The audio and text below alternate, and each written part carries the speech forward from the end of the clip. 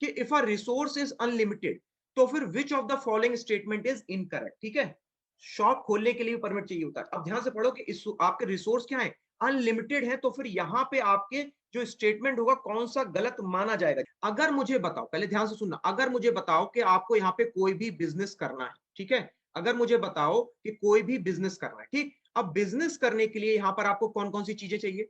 Number one, आपको यहाँ पे रिसोर्सेज चाहिए, ठीक है। दूसरा, इसके अलावा आपको कैपिटल चाहिए, ठीक है, पहले ध्यान से सुनते रहना। दूसरा, आपको यहाँ पे कैपिटल चाहिए। तीसरा यहाँ पे आपका क्या हो जाएगा, तीसरा हो जाएगा यहाँ पे आपको लेबर भी चाहिए। और चौथा यहाँ पे क्या हो जाएगा, आपको भूमि भी तो चाहिए बस उसको बनाने के लिए, ठीक है ना। तो अब ये जो चार चीजें होती है दोस्तों, इसी के आधार पे हम इसको संसाधन कहते हैं।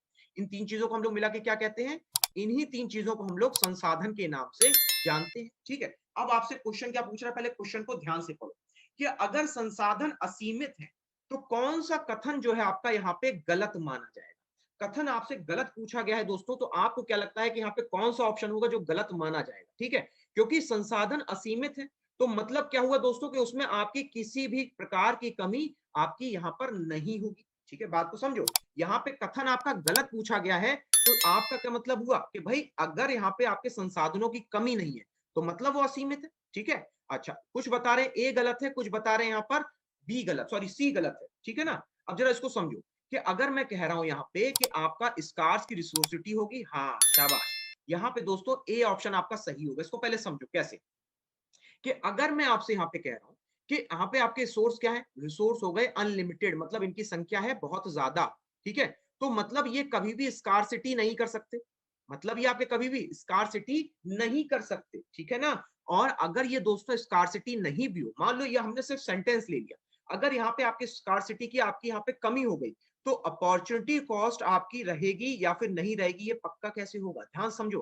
तो अपॉर्चुनिटी कॉस्ट रहेगी ही नहीं अगर वहां पे आपका लैक ऑफ रिसोर्सेज नहीं रहेंगे। यहाँ पे कह रहे हैं जो कमी होती ना, कमी, अगर किसी भी चीज की कमी हो जाएगी, ठीक है, तो जो अवसरवादी मूल्य है आपका, बात समझना, अगर रिसोर्स की आपकी आपकी कमी ही हो गई तो जो अवसरवादी मूल्य होगा उसका क्या फर्क पड़ेगा। समझ में आ रही बात। तो यहाँ पे अगर मैं आपसे कह रहा हूं कि अगर आपके रिसोर्स की कमी हो गई, मतलब स्कार्सिटी हो गई दोस्तों, तो यहाँ पे आपकी अपॉर्चुनिटी कॉस्ट आपकी एग्जिस्ट करेगी और नहीं भी करेगी। बात आई समझ में। तो ऑप्शन नंबर ए यहाँ पे आपका क्या हो जाएगा, गलत हो जाएगा। ठीक है, अब जरा अगला सवाल लीजिए।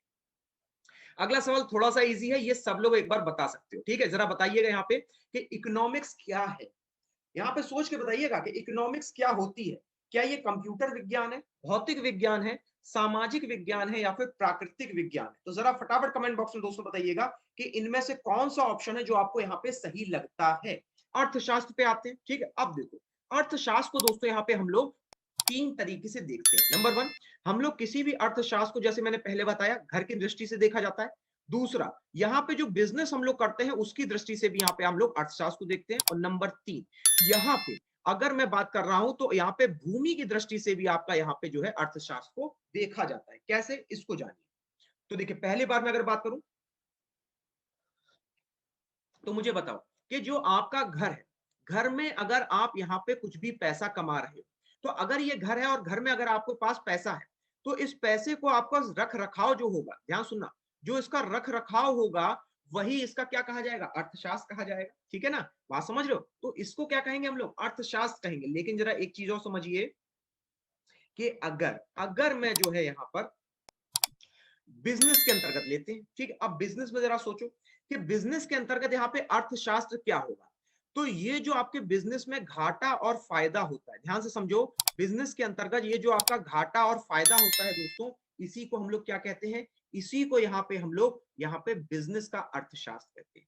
भाई जो भी आपने कैपिटल लगाई, समझो, जो भी आपने कैपिटल लगाई, ठीक, मान लो आपने यहाँ पर 1000 रुपए अपने बिजनेस में लगाए थे, ठीक, अब यहाँ पे जब आपने 1000 रुपए लगा लिए, ध्यान समझना, जहां पे जब आपने 1000 रुपए लगा लिए, तो अब जरा मुझे बताओ कि ये कैपिटल लगाने के बाद अगर आपको यहाँ पे पैसा मिल गया 1200, कितना मिल गया आपको, 1200, तो ये जो 1200 में 200 बचा, ये आपका क्या हो गया, मुनाफा हो गया ना। बस यही अर्थशास्त्र है। ठीक है, अब इसके अलावा अगर मैं कह रहा हूं दोस्तों, यहाँ पे आपने कोई भी कंपनी, आपने यहाँ कोई भी इंडस्ट्री आपकी शुरू की, ध्यान से सुनिएगा, अगर कोई भी आपने इंडस्ट्री यहाँ पे आपने फैक्ट्री डाली, तो इस फैक्ट्री को यहाँ पे दोस्तों अगर शुरू किया जाएगा तो इसको क्या चाहिए, एरिया चाहिए, इसके अलावा इसको यहाँ पे कैपिटल चाहिए, और फिर इसके अलावा दोस्तों यहाँ पे आपको लेबर भी तो चाहिए काम करने के लिए। तो यहाँ पे इसकी जो आवश्यकता है यानी कि रिसोर्सेस की आवश्यकता है, और साथ ही साथ बिजनेस में जो आपका यहाँ पे घाटा फायदा हो रहा है, इस दोनों को चीजों को हम लोग यहाँ पे क्या कहते हैं, अर्थशास्त्र कहते हैं।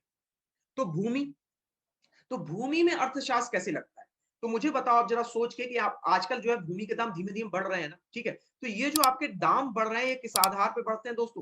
डिमांड के आधार पे, जिसको हम लोग माँग कहते हैं ना। तो अगर डिमांड या फिर माँग के आधार पे आपकी जो भूमि के प्राइस है बढ़ रहे हैं, तो मतलब क्या है कि यहाँ पे आपका राइट ऑप्शन हो जाएगा सामाजिक विज्ञान। भाई अगर समाज के आधार पे यहाँ पे अगर हम लोग देखें, तभी तो यहाँ पे आपके दाम घट बढ़ रहे हैं।